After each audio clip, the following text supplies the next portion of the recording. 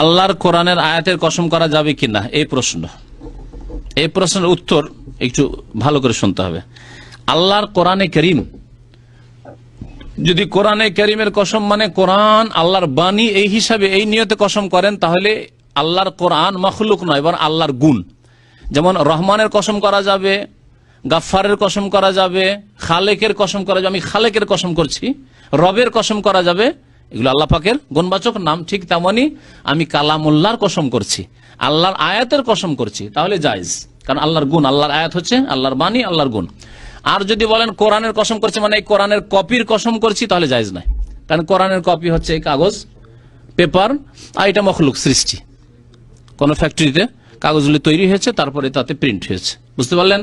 তাহলে যদি কেউ কোরআনের শপথ করে তাহলে জায়েজ নাই, কিন্তু যদি মানে কোরআন মানে কালামুল্লাহর আমি কসম করছি তাহলে জায়েজ। কালামুল্লাহ আল্লাহ পাকের গুণ। ওয়া কাল্লামাল্লাহু মুসা তাকলিমা, মুসা আলাইহিস সালামের সাথে আল্লাহ কালাম করেছেন, কথা বলেছেন। নবী সাল্লাল্লাহু আলাইহি ওয়াসাল্লামের সাথে আল্লাহ পাক কথা বলেছেন। শুধু আল্লাহ পাকের কালাম, আল্লাহ পাকের গুণ, আল্লাহ পাকের নামের যেমন কসম করা যাবে, তেমনি গুণের কসম করা যাবে।